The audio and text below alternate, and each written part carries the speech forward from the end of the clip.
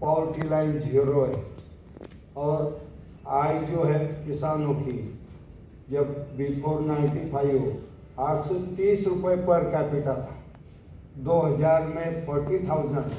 और अभी रिसेंटली एक सर्वे हुआ महाराष्ट्र गवर्नमेंट का, तो अभी पर family per year 9 lakh rupees income है।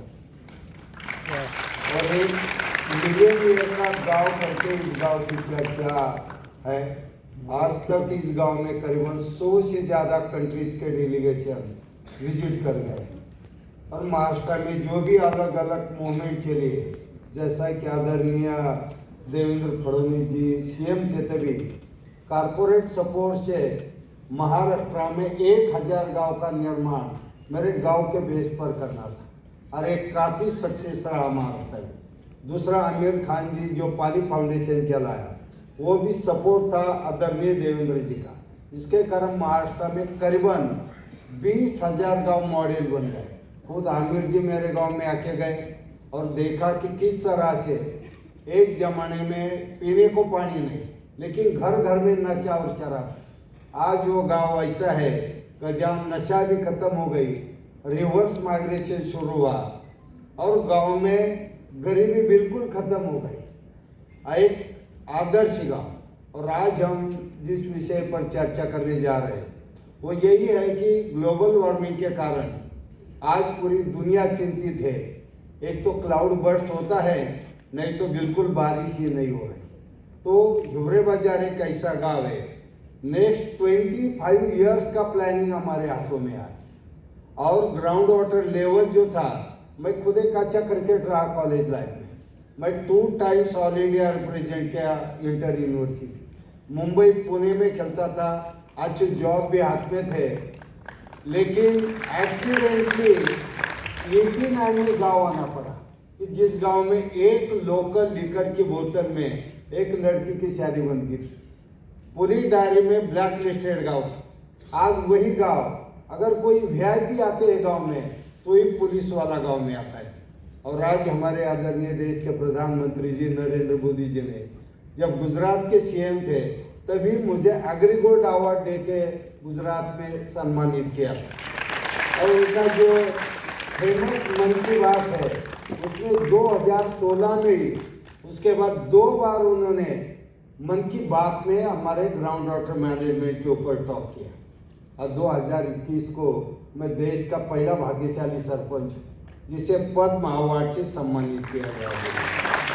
ये मैं इसलिए बता रहा हूँ कि भारत एक तो गांव में बसा है, 60% 70% लोग आज भी एग्रीकल्चर डिपेंड है। और हमारी कृषि के हालात ये ग्लोबल वार्मिंग के कारण इतनी खराब है। एक तो हेवी रेनफॉल, और एक है कि 59-60 डेज में जो रेनफॉल होता था हमारा, आज जो लास्ट ईयर तो हमारे एरिया में 22 डेज में ही हुआ।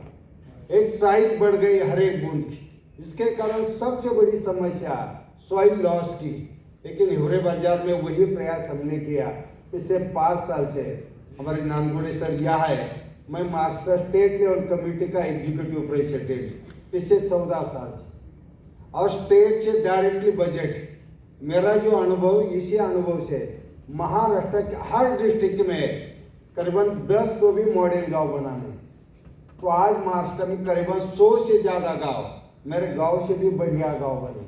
यहाँ ट्राइबल बेल्ट है, विदर्भा में फार्मर सुसाइड 70 से ज़्यादा परिवार ने फार्मर सुसाइड की थी।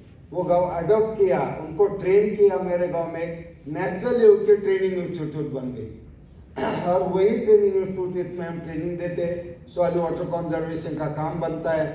और उसी काम के कारण वो गांव पिछले 5-6 साल से एक भी फार्मर सुसाइड नहीं किया। तो सेम टू सेम मॉडल तो रेप्लिकेट नहीं हो सकता, लेकिन कुछ common factors, involvement of local community, leadership और कन्वर्जन है हमारा। स्पेशल फंडिंग नहीं, कारपोरेट फंडिंग नहीं, जो है कि गांव में जैसा कि कॉन्फेडरेशन ऑफ इंडियन यूनिटी हर बार दिल्ली या हर स्टेट में मुझे बुलाते, और सभी के CSR हेड मेरे गांव में आके गए कि कारपोरेट सपोर्ट से किस तरह से एक मूवमेंट करनी चाहिए। तो एक प्रयास जो मेरे गांव में हमने किया है वो अभी बहुत कॉमन होगा, स्पेशली कुछ भी नहीं। तो इस तरह से हम अगर उड़ीसा में भी कई एक्सपोजर टूर्स हमारे गांव में आके जाते हैं, एडमिनिस्ट्रेशन की हो, कुछ NGOs की हो।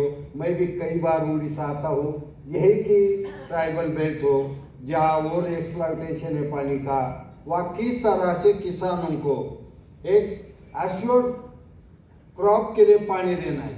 कि मेरे गांव में एक है कि मोर वाटर इंटेंसिव क्रॉप्स को बैन है, लाइक शुगर केन, बनाना, पोमोग्रेनेट, ग्रेप्स। और 2 नंबर ये है कि हैंडपम्प, पीने के पानी के लिए खाली हैंडपम्प लगाएंगे, और एग्रीकल्चर पर्पज दे यूज डगवेस। तो इसके कारण आज ग्राउंड वाटर लेवल जो हमारी वो 35 थी। बिफोर 95 हो, जो 90 के आसपास डगवेस है, तो फरवरी एंड को पानी खत्म होता था। और 95% फैमिली जो 4 माह के लिए तो भी माइग्रेट होती थी। मोर वाटर इंटेंसिव क्रॉप को बैन किया, दूसरा ट्यूबवेल को बैन है। और ट्यूबवेल बैन होने के कारण अभी देखो 100 मिलीमीटर के आसपास बारिश हुई गाँव में, फिर भी पानी की कोई कमी नहीं।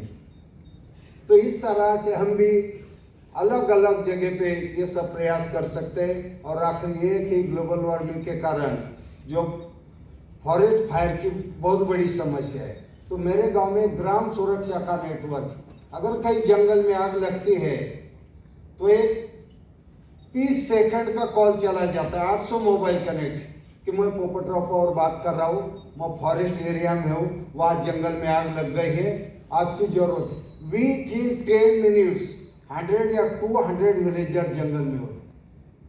फॉरेस्ट डिपार्टमेंट का कोई भी गार्ड हो कोई हमारे गांव में नहीं।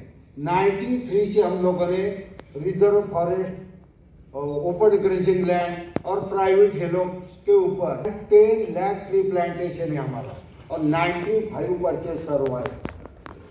पहले human migration, south African migratory birds south Africa से मेरे गांव के तालाबों के ऊपर आ जाते, और मैं खुद भी अभी कभी गांव में 20-20 दिन नहीं होता हूँ।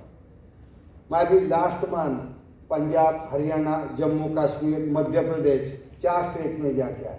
मकसद यही है, कोई जो अवसर मुझे मिला काम करने का, बस इसका रेप्लिकेशन किस तरह से एक अच्छी मूवमेंट बने, भाई इसी कारण प्रयास हम लोग कर रहे हैं।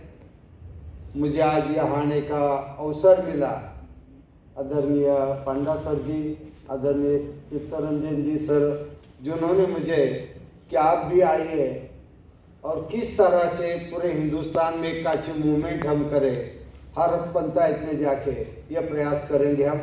तो मुझे लगता है इसी 2 शब्दों के बाद साथ मैं मेरी बात को विराम देता हूँ। और सर, आपकी यूनिवर्सिटी में आके काफ़ी खुशी मिल गई। आदरणीय पांडा सर जी ने सब आप जिस तरह के एक्टिविटीज पंचायत में कर रहे या क्लस्टर गांव अडॉप्ट करके करने का प्रयास कर रहे हैं, मुझे लगता है अगर आप कभी भी इनवाइट करेंगे मुझे, तो मैं आपको कोऑपरेट करने का प्रयास करूँगा। बस, धन्यवाद।